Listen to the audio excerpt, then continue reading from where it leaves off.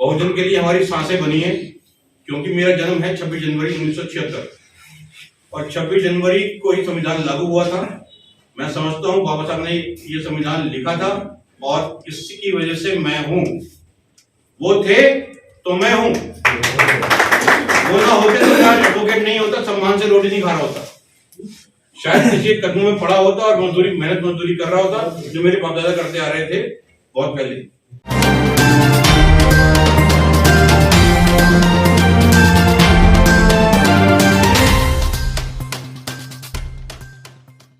कहीं पर भी दिल्ली के अंदर जरूरत आपको पड़ेगी, बीएसपी के साथ में हम लोग खड़े हुए जी जान से।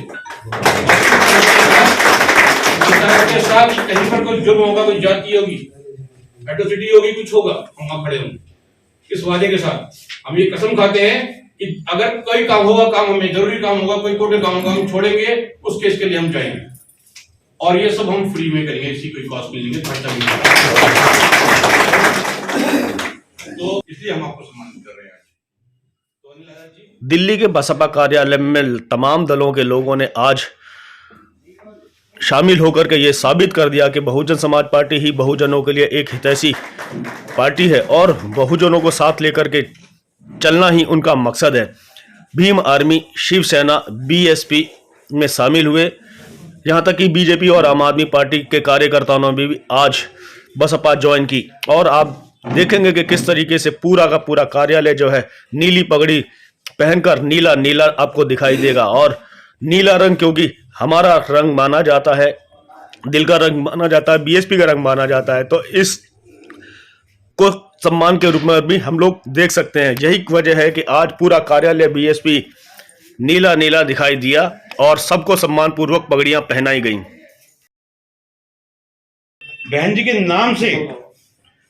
नाम से हमने कैसे सरकारी लोगों के काम कराए हैं, ऐसे काम कराए कि हमने अपने एमपी तक को बोलने नहीं दिया, सिर्फ इतना ही कहा ये बहुजन से है, बहन जी का आदमी।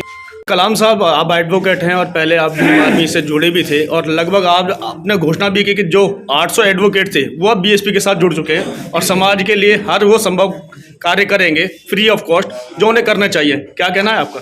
जी बिल्कुल, 800 एडवोकेट हैं जो हमेशा तैयार रहेंगे और कहीं पर भी एट्रोसिटी होगी या कहीं पर भी दलितों पर कुछ अत्याचार होगा या पुलिस उनके साथ गलत करेगी तो हम लोग साथ में जाएंगे और दिन होगी या रात होगा, हम बिना किसी कीमत के, बिना किसी शुल्क के, बिना किसी एक्सरसाइज के हम उनके साथ खड़े होंगे और कानूनन उनको अधिकार दिलाएंगे। संविधान के आधार पर जो उनके साथ अच्छा हो सकेगा उनके लिए करेंगे। सर, भीम आर्मी के साथ जुड़ने का आपका क्या मकसद रहा और किस वजह से फिर आपने भीम आर्मी छोड़ी और वापस अपने घर वापसी की? मैं बताना चाहूँगा कि भीम आर्मी मैंने छोड़ी नहीं है जी, मैं भीम आर्मी में ही हूँ और भीम आर्मी में मैं राष्ट्रीय सचिव हूँ और असली भीम आर्मी में हूँ जी। पहले मुझे मालूम नहीं था, जिस भीम आर्मी से मैं जुड़ा था वो भीम आर्मी रजिस्टर्ड नहीं है, लेकिन रजिस्ट्रेशन के पश्चात जब मैं मिला अपने विजय कुमार आजादी से, मैं मिला जो संयोजक भी हैं और संस्थापक हैं इस भीम आर्मी के,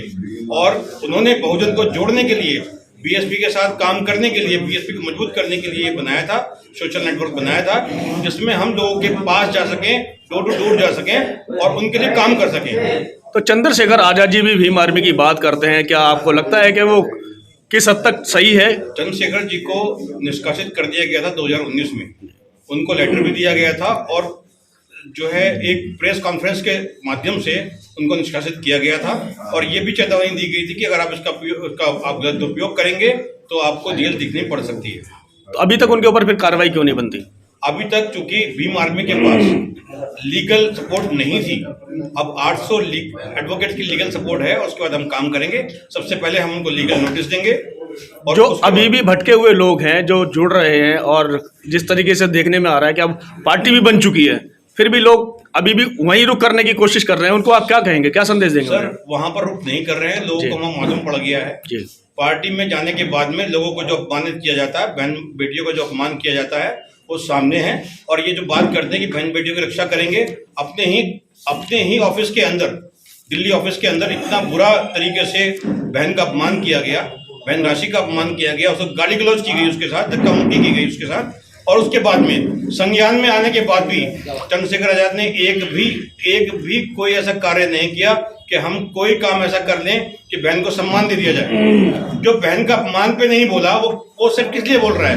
वो इसलिए बोल रहा है कि उसे सत्ता में आना है, सत्ता के लिए बोल रहा है। तो सत्ता के लालची है क्या वो?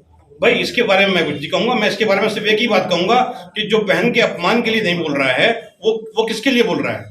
जहां पर उन्हें बाइट मिलती है, जहां पर उनको जाना होता है, वहीं वो जाएंगे क्या? अपने ऑफिस में ऐसा हो रहा है, उसके लिए क्यों नहीं आएंगे आप?